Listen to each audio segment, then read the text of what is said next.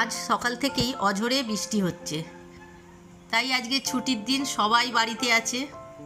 বৃষ্টি দেখতে কার না ভালো লাগে, আমার তো ভীষণ ভালো লাগে, তাই একটু আপনাদের সঙ্গে শেয়ার করলাম। এই যে চতুর্দিকে ভিজে, এই যে চারটে আমার সোনা পাখি আছে, সারাক্ষণ কিচিরমিচির করে। একটু আপনাদের দেখাই। কিরে, কি করছিস? খাওয়া দাওয়া করেছিস?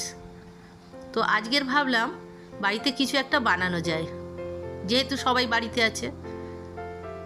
তো এখানে আমি একটু পেঁপের টুকরো আর একটা পেঁয়াজ নিয়ে এটাকে পিষে নিয়েছি। বাড়িতে অল্প মাটন ছিল, এটাকে ছোট ছোট পিস করে রেখে দিয়েছিলাম।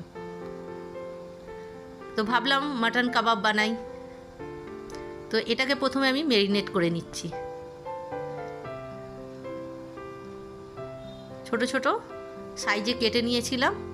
ওই পেঁপের যে মিক্স ছিল পেস্টটা, সেটা আমি দিয়ে দিয়েছি, লবণ দিয়ে দিলাম।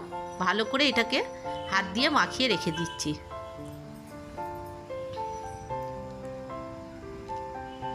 এইভাবে ভালো করে মাখিয়ে নিতে হবে। এখানে আদা রসুনের পেস্ট আছে, সেটা দিয়ে দিচ্ছি। গরম মশলা একটু দিয়ে দিলাম, জিরে পাউডার দিয়ে দিলাম, এটা হচ্ছে গুঁড়ো লঙ্কা বেশি করে দিয়ে দিলাম। জালজিরা ছিল, ওটা দিয়ে দিয়েছি। আপনারা পারলে চাট মশলাও ব্যবহার করতে পারেন। এক টুকরো লেবু রসের মধ্যে দিয়ে দিচ্ছি। খুবই দারুণ লাগবে, বাড়িতে আপনার ট্রাই করে দেখতে পারেন। বেসন একটু নিয়ে ভালো করে চেলে নিচ্ছি। একটু ফুড কালার দিয়ে দিলাম, কালারটা ভালো আসবে। এটাকেও ভালো করে মাখিয়ে নিচ্ছি।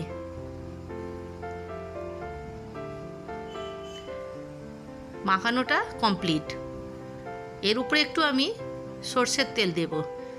এখানে সর্ষের তেলটাই ব্যবহার করবেন, দারুণ লাগবে। এটাকেও ভালো করে আমি হাত দিয়ে মাখিয়ে নিচ্ছি।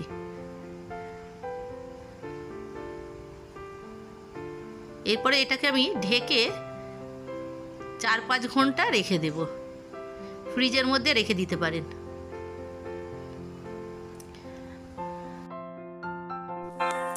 ম্যারিনেটটা কমপ্লিট হয়ে গেছে।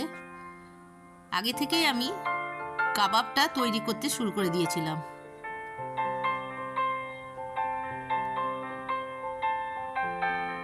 যখনই মন হয় আমি বাড়িতে নিজের মতো করে কাবাব বানিয়ে নিই। এরকম চুলা আপনারাও বানাতে পারেন, লোহার তৈরি, খুবই ভালো। এই যে এরকম করে ভিতরে শিকের মধ্যে দিয়ে তেল দিয়ে ভালো করে মাখিয়ে নিলাম। খুব সুন্দর কালার এসছে আর নরমও হয়েছে, খেতে ওই রকমই টেস্টি। আমি প্রায় বাড়িতে বানাই, ভাবলাম আজকে আপনাদের সঙ্গে শেয়ার করি। দেখুন কালারগুলো কি দারুণ এসছে। তো আজকে বাড়ির সবাই খুবই খুশি আমি কাবাব বানাচ্ছি। এরকম বৃষ্টির দিনে শিক কাবাব খেতে কার ভালো লাগে না। পরোটা, সাদা ভাতের সঙ্গে আপনি ব্যবহার করতে পারবেন। একটু যদি ধনেপাতার চাটনি হয় তাহলে তো খুবই ভালো হয়।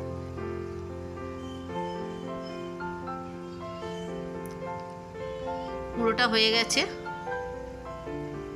এই যে হাত থেকে আমি ভেঙে দেখাচ্ছি কিরকম সফট হয়েছে, খুবই দারুণ। আশা করি আপনাদের ভালো লেগেছে।